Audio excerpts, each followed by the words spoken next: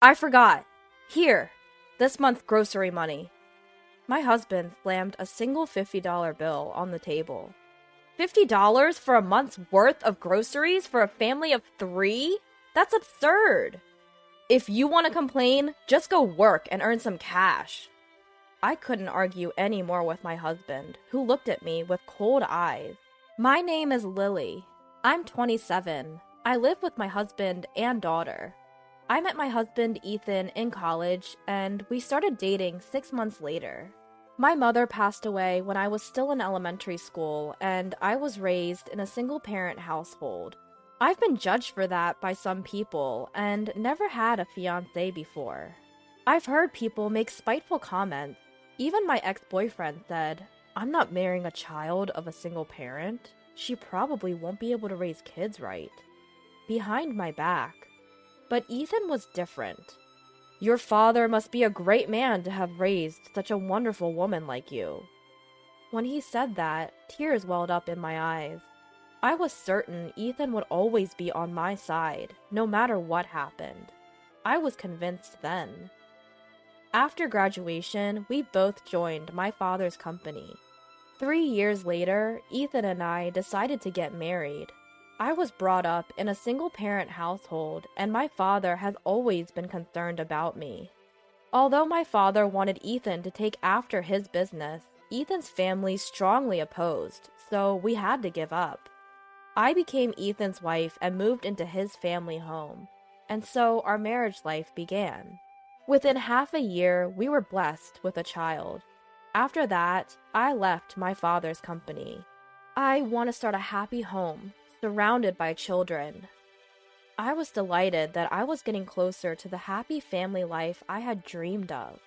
Little did I know that a hellish life would start after our child was born. One evening at dinner. "Hey, are you trying to upset me by serving me this nasty food? Remake this." Shocked by Ethan's voice, I tried to calm his anger while at the same time soothing our newborn crying daughter, Emma. "I'm sorry, but I ordered it from a diner, you know. It's good, right?" "Don't talk back! And you didn't cook it yourself! Both your housework and childcare. Do it right." "Can't you stop taking your anger out on us?" "Why the hell are you my wife if you can't even cook a decent meal? Useless!" Ethan spat out these words and then headed to his room. Why did it turn out this way? The man who was once so kind, I could find no trace of him anymore. He seemed like a different person. Ever since Emma was born, Ethan's behavior had been gradually changing. He'd get irritated at every little thing, belittle me, saying, "You can't even earn money, useless." Or, "Can't even handle being a stay-at-home wife. That's why women from single-parent families are..." And if anything upset him, he'd raise his voice. When I'd ask about his work, he'd ignore me, seeming either tired or absent-minded. After all, Ethan was the one who said he wanted me to be a stay-at-home wife, to support the household, which is why I quit my father's company in the first place. He would have an attitude and say harsh things at me, like that made him feel better.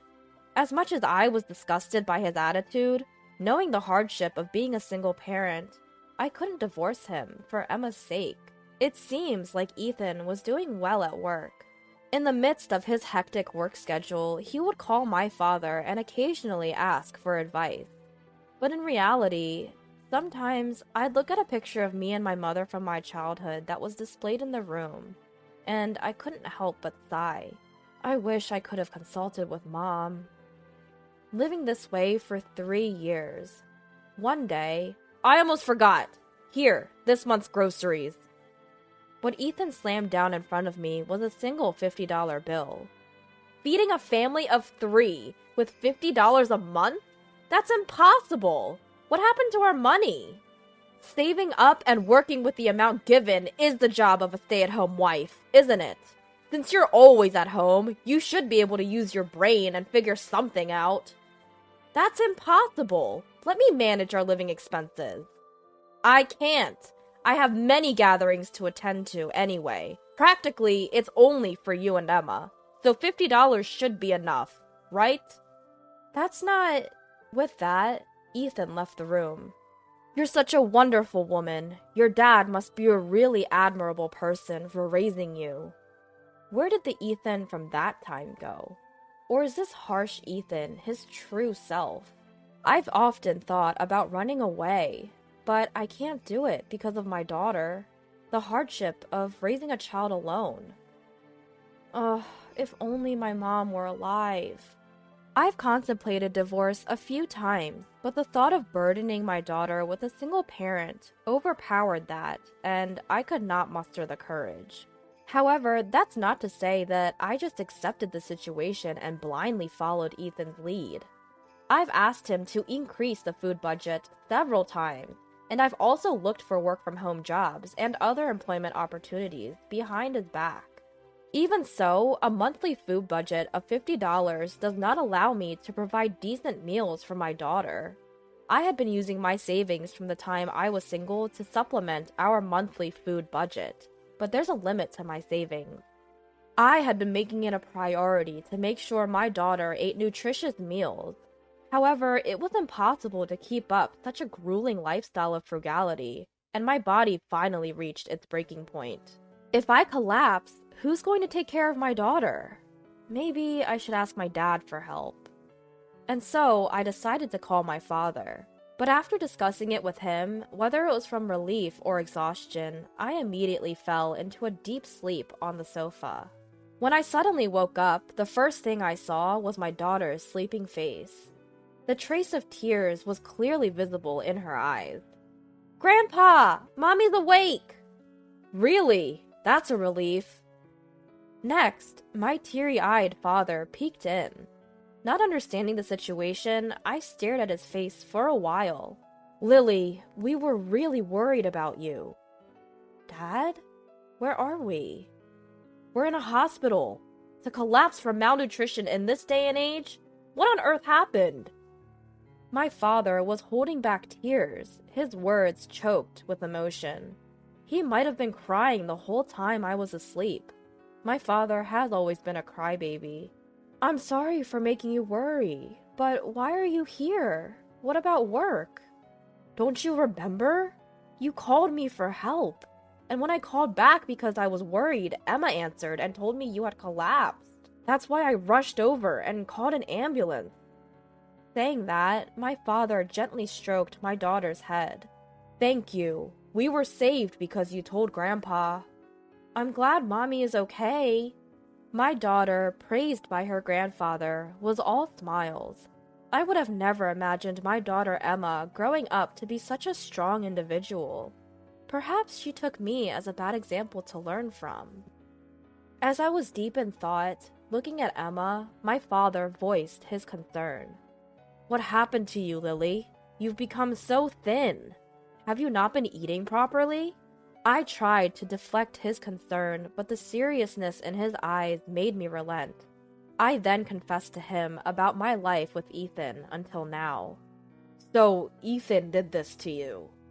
"Yes." "Why didn't you tell me anything?" "I didn't want to cause you any pain, Father. You were so happy when I married Ethan, and that's why." As I started to cry, my father, who took my hand, also started to shake with tears. "Lily, it hurts me more to know that you didn't feel you could tell me." The moment I heard those words from my father, I couldn't hold back my tears anymore. "Father, I'm sorry." "There's no need for you to apologize. I'm always on your side, no matter what. You can always talk to me about anything." Yes. What had I been enduring all this time? If only I had confided in my father sooner, neither Emma nor I would have had to go through such hard times. I realized that in my desire not to worry Emma or my father, I had lost sight of what really mattered. My daughter couldn't possibly be happy growing up in a household filled with shouting and devoid of smiles. When my father saw the change in my expression, he said he was going to make a phone call, and left the room. After a while, he came back, and we talked for a good hour before Ethan arrived at the hospital. "Hey, Don't call my office for trivial matters. Ethan stormed into the room, clearly annoyed, but quickly changed his tone when he saw my father. Oh, father-in-law. On the other hand, my father was calm in the face of Ethan's rude behavior, which he had never seen at work. This is a hospital. Don't you think your loud voice might disturb the other patients? But Lily told my receptionist that she's been hospitalized due to malnutrition. Yes, I was the one who made that call. Any problem with that? Oh, was it you who made that call? Because of what you said, I got weird looks from my colleagues. Had me getting embarrassed big time. Come on now, Dad. Embarrassed? Huh. Feeling embarrassed is much better than being maltreated by your own husband, don't you think? Seeing my calm father, Ethan gets enraged even further. Lily, what are you babbling about? This is a family matter. Emma trembled, but my father gently held her into his arms. Ethan clearly didn't care about her presence. Perhaps he probably didn't even see her. Now Ethan was going off at me, but strangely, my heart remained calm. Was it thanks to my father sitting next to me, or my daughter being there? I was able to confront my husband with an attitude that even surprised me myself. What? Are you going to hit me? Hey! You're feeling pretty bold today, aren't you? Acting all high and mighty. As I was about to snap back, my father gently restrained me and stepped in. Ethan, before you yell at my daughter, don't you think you have something to say to me? What would that be? Ethan asked back with a puzzled face. Though his veins were bulging with anger, my father continued the conversation calmly. You should be receiving a decent salary, yet you won't even feed your own daughter. What's the reason for that? What are you spending your money on? My husband fell silent. But, what are you angry about? This is just discipline. There's no problem at all. But more importantly, when will the CEO position be vacant? I'm ready to take after your business anytime. Huh? My father was at a loss for words at Ethan's ridiculous statement that revealed his true nature. Why are you surprised? As the husband of the CEO's daughter, isn't it normal that I should take over the company? And if a competent person like me becomes the CEO, our small business will grow rapidly. There's no doubt that it will prosper. Shouldn't you give me the position, right now? Ethan continued with his absurd remarks. Since my father seemed too astounded to say anything, I stepped in and said to Ethan, if someone like you becomes the CEO, his company will go bankrupt. What did you say? The moment enraged Ethan tried to raise his hand against me, my father grabbed his arm. You're fired. Huh? Didn't you hear me? I said you're fired. The company will go down if we have an employee like you. And asking me to give up the CEO position? You must be dreaming. Ethan, who was scolded by my father for the first time, stood there with his mouth left wide open. I hit Ethan with the final blow. Let's get a divorce. I don't want to be with you anymore. It's not nice to have you around my daughter either, and I don't want to trouble my father anymore. When I told Ethan I wanted a divorce, he exclaimed, Hold on a minute. If I can't become a CEO, what was the point of getting married to a woman like you? What? Your only trait is being the daughter of a CEO, right? I thought you wanted to be the successor, which is why I couldn't believe what Ethan had just said. He's changed. That's what I had thought, but it turns out he's been like this from the very beginning. Just then, my father opened the door and said, Please, come in. And Ethan's parents walked into the room. Mom? And Dad too? Why are you here? Ethan started to panic all of a sudden. My in-laws started to kneel in front of me. I told them, It's not your fault. Please lift your heads. And had them sit down.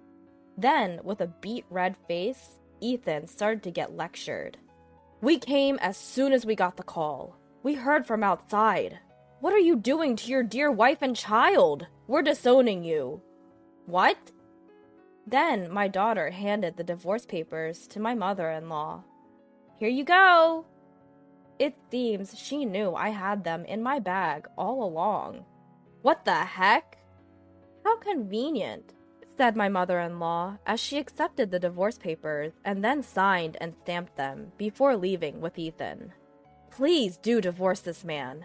As for alimony and child support, leave it to us. We'll make sure he pays. A few days later, I signed and stamped divorce papers without hesitation and went to the city hall with my father and daughter to submit them. After that, we had discussions about alimony and child support under a lawyer introduced by my in-laws. Throughout the process, Ethan acted maturely. And so it was agreed that Ethan would pay the alimony and child support in one lump sum from his savings. I said, "Well then, goodbye. Take care," and left the lawyer's office. A year has passed since then. I'm now working part-time at my father's company. You're more competent than that man, Lily. You being here is a great help, my father said, and considering our future, I decided to work only during daycare hours. Me being quick at working on accounting calculations, people around me started to joke around, saying, "Lily's our next CEO! My daughter is really something. Should we do that?" My father keeps making these proud parent comments, but every time he does, I would say, "But then I'd have less time with my daughter, wouldn't I?" And I would laugh. Later, I had a meeting with the son of our client's CEO. The CEO of our client, a close friend of my father, said, "If my son does anything wrong, let me know. I'll definitely protect you." And he was a very nice man, so I'm considering getting married to him. I have no idea what has happened to Ethan since then. Emma is close with my in-laws, so we occasionally arrange for them to meet, but they've been kind enough to avoid bringing up Ethan. I am truly blessed by people around me. All of this is probably thanks to my father for raising me single-handedly with all his might. I can't help but feel that the picture of my mother displayed in the room is smiling too. From now on, I plan to cherish my family and live happily with my daughter. "Mama, can I have seconds?" "Of course, baby. You're eating great." My daughter happily eats her food again today. I swear that I will never let her suffer. That's my vow.